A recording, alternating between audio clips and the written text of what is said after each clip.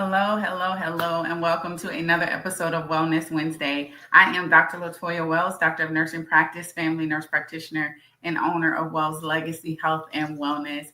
We are here tonight for another episode of Wellness Wednesday, and tonight we're going to dive into autism. We're going to talk about it. What is it? How it impacts families, how we can be better allies and caregivers and supporters of those who are either dealing with autism or who are caregivers and loved ones of those individuals with autism. So let's talk about it. I can recall when maybe a couple of years, maybe about 10 years ago, I was having a conversation with someone and we were discussing autism. And the comment was made, that didn't exist when we were younger. That didn't exist back in the day. That may not be true. We just didn't know what to call it. There was no title for it. There was no research on it. And once parents and healthcare providers began to be more vocal about it, primarily parents, pushing for answers, seeking out answers, doing their research, advocating for their children, was that when we found out more about autism. So in my opinion, autism has been around for a long time.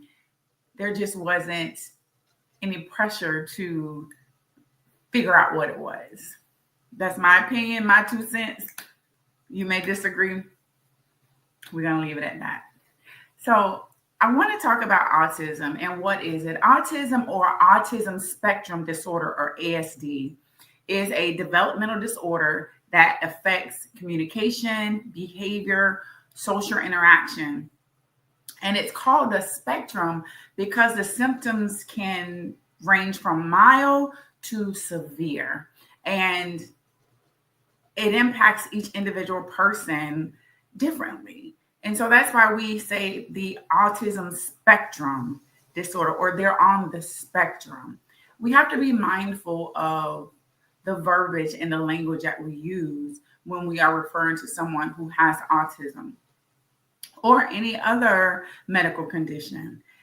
I can remember working with a young lady who had autism, but she was very high functioning and she was on the spectrum, but her process and disease condition was mild.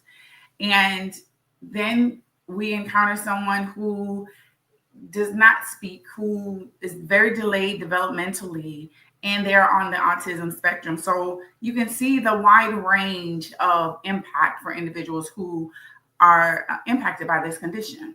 Autism is not a disease or something to fix. It's a neurodevelopmental difference. There is a difference when it comes to their neurological development. And for someone who advocates for everyone, to ensure that everyone, no matter what their disease process is, their age, their race, their gender, their sexual orientation, we should treat everybody the same and offer the same respect to everyone. And so tonight, I want to talk about autism because in the month of April is Autism Awareness Month as well. And so we need to highlight these things. We need to talk about it. I saw on someone's page that I follow and that I know very well that she says, I love and care for someone who has autism. And so we're going to talk about it now. So autism isn't a one size fits all situation. As I mentioned, there's a spectrum of this severity of the condition or the syndrome. And so when we talk about how the different variations, there are a few. There's Asperger's syndrome, which is now a part of ASD, which is autism spectrum disorder. This is typically those individuals who are high functioning with strong language skills, but difficulties with social interaction. And then you have pervasive development disorder, not otherwise specific, right? You have some different things. They're milder symptoms than the classic autism. And then you have classic autism, which is significant language delays. These individuals have social and communication challenges. And then we have childhood disintegrative disorder, which is very rare. where a child develops normally and then rapidly loses the skills. So their verbal skills, their social skills, their developmental skills begin to decline. And again, in doing the research for this talk tonight, CDD, which is a childhood disintegrative disorder, is very rare, but we have seen it and we are seeing it. Some individuals are nonverbal, so they don't talk, while others are highly verbal with unique strengths and advanced memory and math skills. So it just depends on that individual person and how severe their symptoms are. The treatment, the early detection, things of that nature, we're going to talk about that next.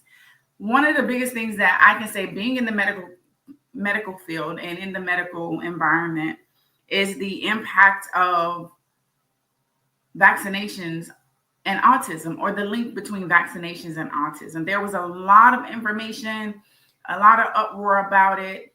And to be honest, I've done some research, but not enough to really speak to it. What I would say is each and every parent has a right to decide for their child. Being someone who, all of my kids have been vaccinated, I can, how do I say this? I can educate you on the benefits of it, but it's up to you as an individual to decide whether or not you're going to get vaccinated for that, or you're going to vaccinate your child. So some early signs that parents should look for. So as we look at children in their development, a baby should be doing certain things by this age, and a toddler should be doing certain things by this age, and a child should be doing things by this age. And so when we are looking for changes, primarily we want to follow the progression of development with a child. They should be lifting their head by certain, they should be turning over, they should be crawling, or they should be doing such and such, these different things. However, some children do things at their own pace and own timing, and that is okay. But when we're looking for early signs that parents should be looking for when it relates to autism, one is by 12 months, no babbling, no pointing, or no gestures. By 16 months, no single words. By 24 months of age, no two-word spontaneous phrases. Some other red flags are lack of eye contact, non-response to their name, repetitive behaviors like spinning or tapping and things of that nature, intense focus on a specific interest or item, and then sensory sensitivity such as loud noises and textures, things of that nature.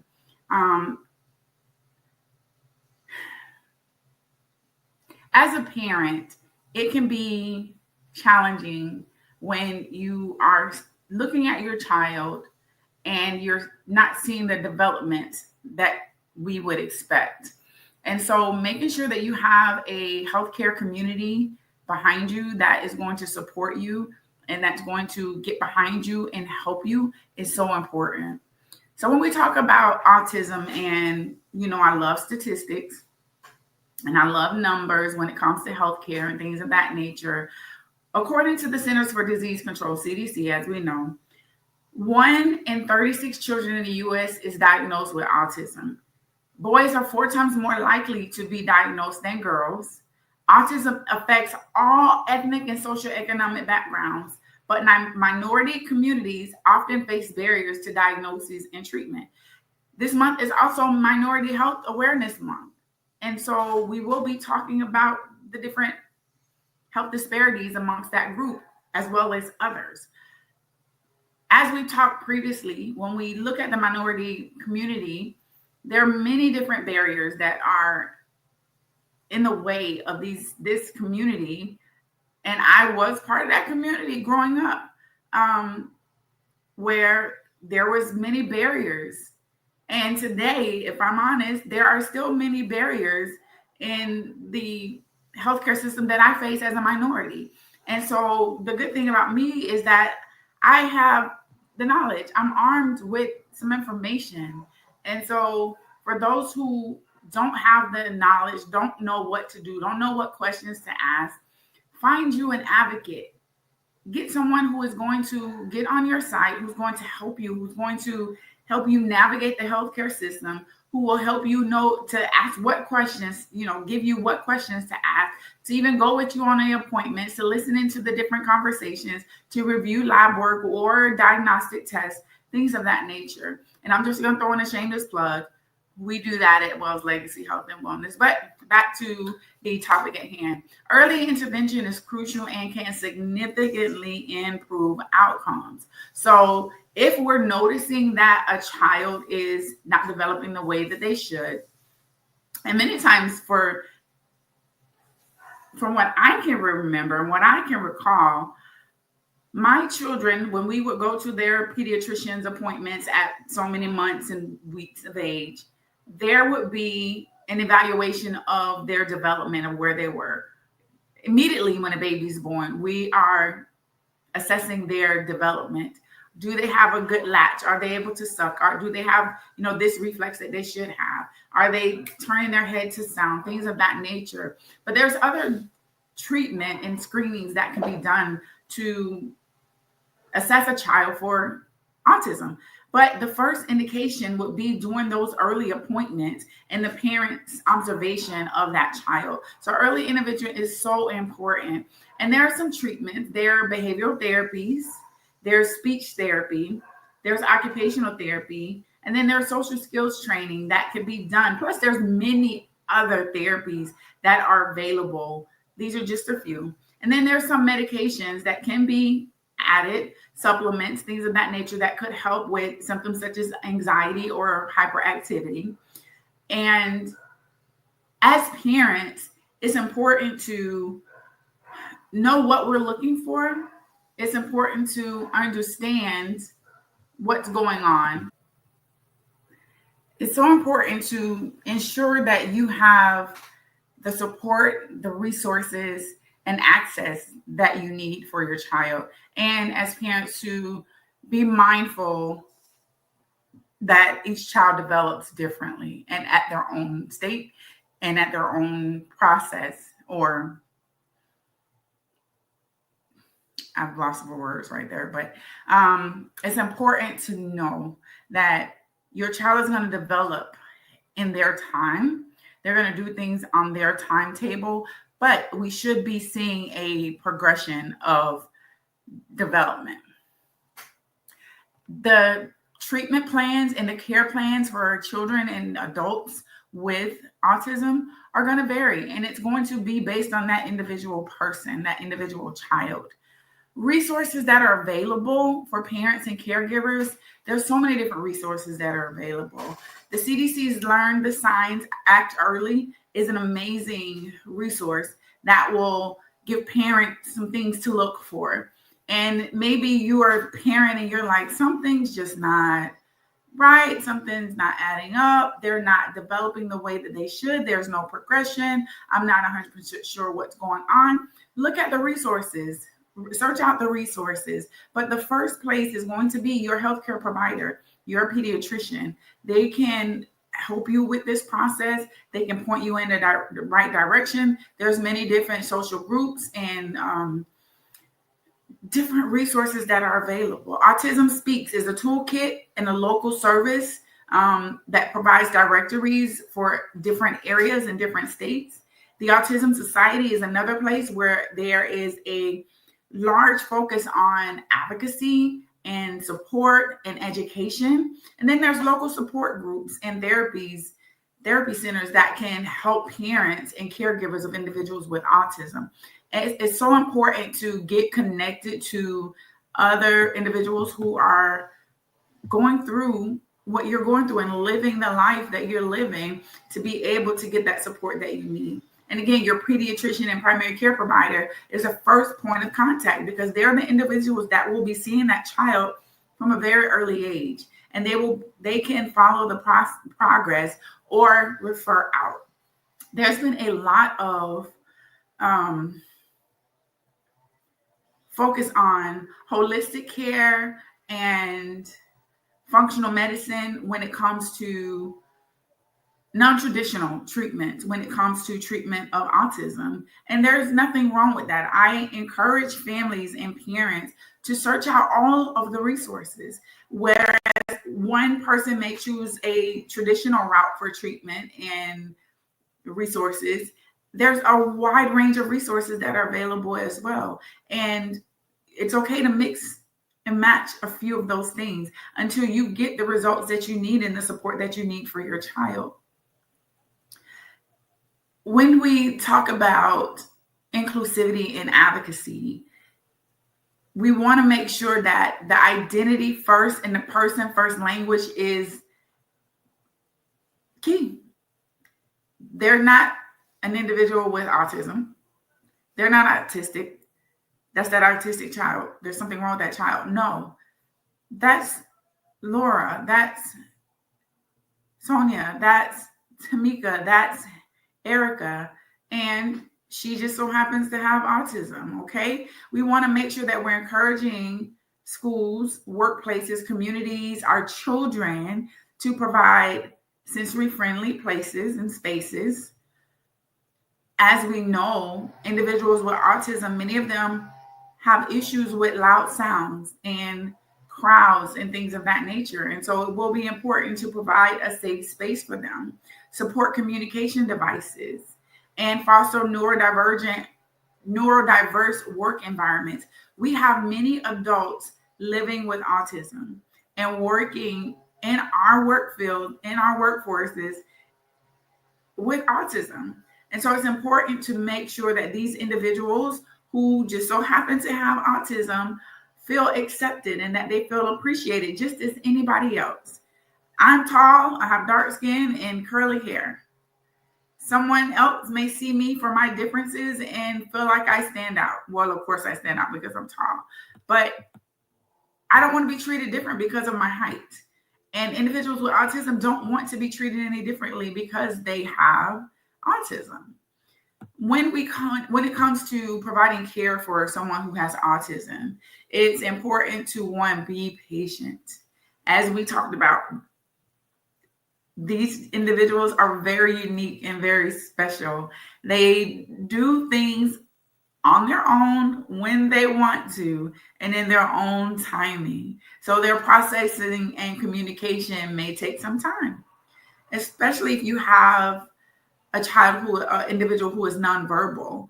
Picking up on those cues and trying to figure out how to communicate with that child or that adult or that individual can be challenging, but be patient with yourself as a caregiver and with that individual, the individual that you're caring for. Establish routines. Routines have been found to be very helpful. Predictability reduces anxiety. Provide structure, visual schedules, consistent transitions, and making sure that we're sticking with the structure. Rapid changes tend to cause anxiety and kind of throw things into whirlwind for these individuals. Celebrate the wins, no matter how small. Celebrate the improvements. Celebrate the challenges that have been overcome, and then take care of yourself as a caregiver. Seek out respite. Get your village together to help and to assist, and know that you're not in this alone. It's so important that we, as a community, rally behind parents and caregivers of individuals with any type of condition. But this month, we're focusing on autism and the autism spectrum. And as a healthcare provider, the healthcare challenges are no different from someone who does not have autism, or they could be. It just depends on the person. And so providing individualized care is going to be important. If you suspect that your child may be on the spectrum, talk to your doctor today. And typically parents know.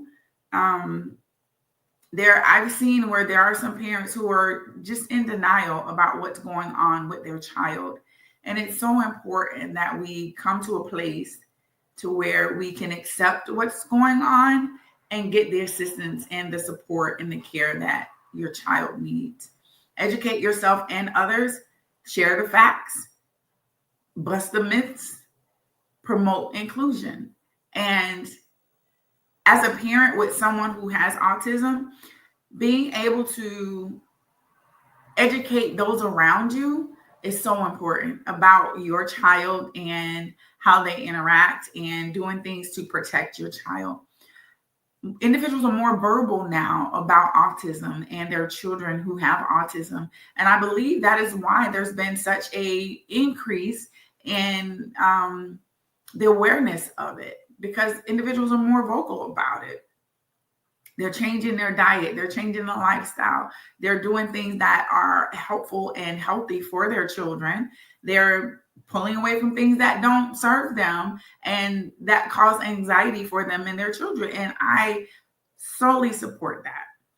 Support autism friendly organizations. So if you want to give and volunteer and share information, are ways that we can help these individuals who are dealing with it in this community of individuals with autism.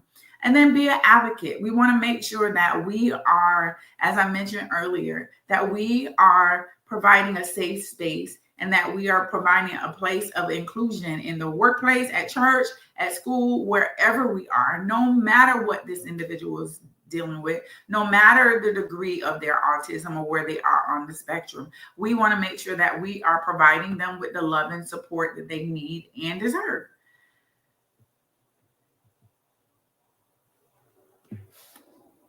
As we progress throughout this month and even today, I want you to take time to think about someone that you may have encountered with autism and how was your interaction with that individual. I can remember a situation where I'd gone to a store. I can't remember exactly which store it was. And the young lady that was checking me out was just I felt like she was very rude. I didn't say anything to her, but the more I began to talk and engage with her, she began to talk back to me. It just took her a minute to kind of warm up to me. And I've met individuals who have autism who they are straightforward. There's no in between. They say what they mean, and there's no fluff in there. And we have to really appreciate them for who they are and not try to change people to fit our mold, because we're all created differently. I want to thank you tonight for joining me as I discuss autism.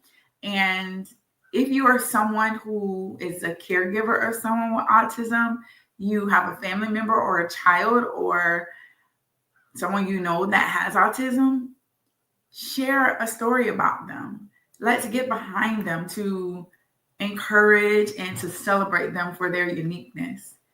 I had an opportunity this past Friday to speak at a event at a school here locally. And my topic was beauty from the inside out, or beauty within. And it was so encouraging to talk with these young ladies about our uniqueness.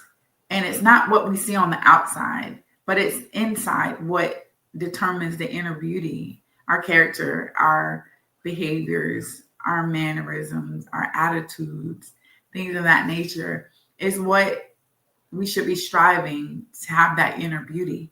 And as we encounter people, I'm sure if you are living on this earth and you leave your house, you're going to encounter a myriad of people with different characteristics and different quirks and uniqueness about them.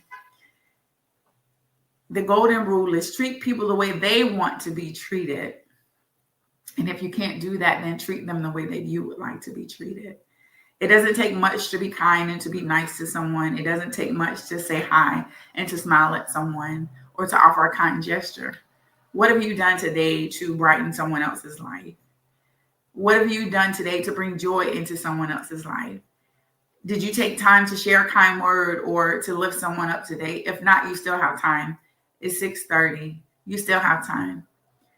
It's not all about us. Let's come outside of our bubble. And I'm guilty of it. I can be in my house and not talk to anyone outside of my house in a full 24-hour period, because I can get so engrossed in what I am dealing with within my house.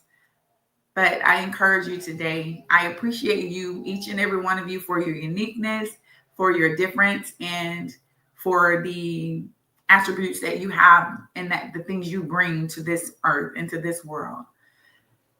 This is Dr. Latoya Wells with Wells Legacy Health and Wellness. Stay safe and be well. And until next time, we'll see you later. Happy Wednesday.